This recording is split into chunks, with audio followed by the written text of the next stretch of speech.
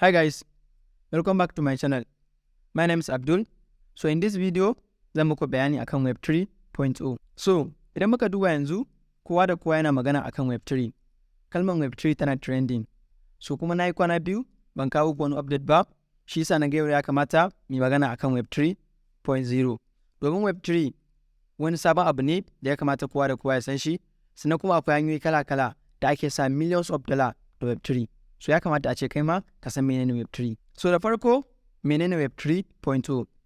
So Web 3 dai kamar wani web service ne da za ka iya amfani da shi.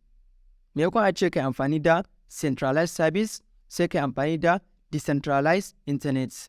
So, na san kun yi confuse, bari mu muku bayani a simple explanation. So da farko a duniya an fara ne da Web 1.0, sannan aka tafi Web 2.0, wanda yanzu kuma mun fara shiga Web 3.0. Bari mu fara muku bayani akan Web 1.0. So an fara internet ne kusan 1960 ko kuma 1980, lokacin da aka fara internet kenan a duniya, wanda a lokacin mutane da suke business sun fara amfani da internet wajen yin promoting kasuwancinsu. Misali, idan kana so ka promoting business ɗinka a time ɗin, so za ka iya amfani da wasu option, wanda za ka iya amfani da like radio, ko ka amfani da mujalla, ko ka amfani da jarida. Wayannan su ne kalan abubuwa da ake amfani da su wajen promoting business kenan a can zamanin da, tun wajen 1993 kenan. So sai mutane suke tunani, me yasa ba za su fara amfani da internet service ba wajen su creating website? Idan suka creating website, kowa da kowa zai iya sanin business ɗinsu, kowa da kowa daga ko ina mutum yake a duniya zai iya sanin business ɗinsu a time ɗin. So a nan ne aka fara Web 1.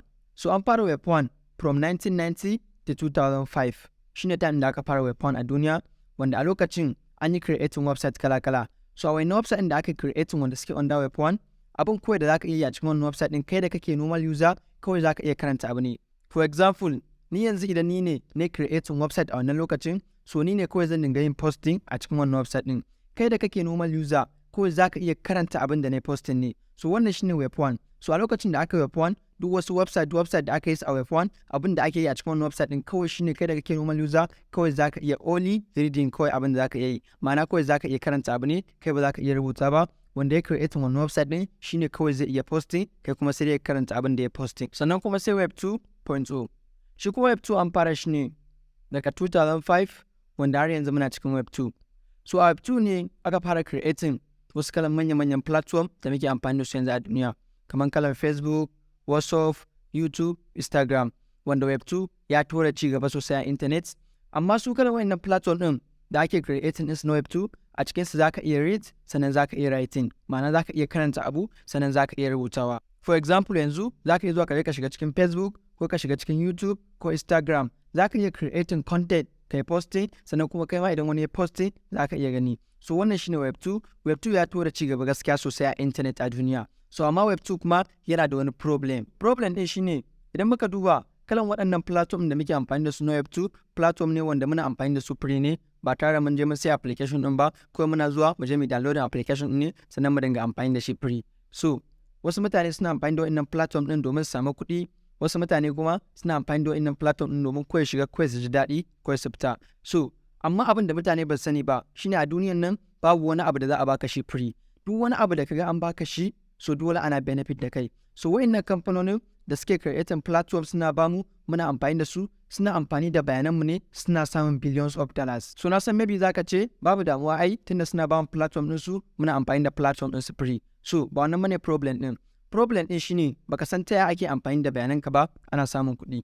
Wayannan kamfanonin da muke amfani da platform ɗinsu yanzu, kamar kalar su YouTube, su Instagram, su Facebook da sauransu, kamfanoni ne wanda suna kwasan bayananmu, suna sayar da bayananmu, sannan kuma suna samun kuɗi da mu. Wanda kamfanoni ne suna amfani da abin da ake ce mata centralized server. Server ce wanda duk wani bayananmu da duk wani information namu yana tattaruwa a cikin wannan server nasu. Idan ya tattara a cikin wannan server nasu, suna kwasan bayananmu, suna sayar ma wasu kamfani na advert, sannan kuma ana samun kuɗi da mu. So yanzu shi za ka ga idan kana rike smartphone ko kuma kana da laptop, za ga baka da wani tsaro. Duk wani sirrinka da duk wani bayananka already kalan wa'innan kamfanonin sun riga sun san wannan bayanan naka. So wannan shine problem ɗin Web 2. Shi yasa yanzu za mu koma Web 3.0. Za mu fara amfani da decentralized internet. So a 2018 ne kuma muka fara shiga cikin Web 3.0. So Web 3.0 shine next generation of internet.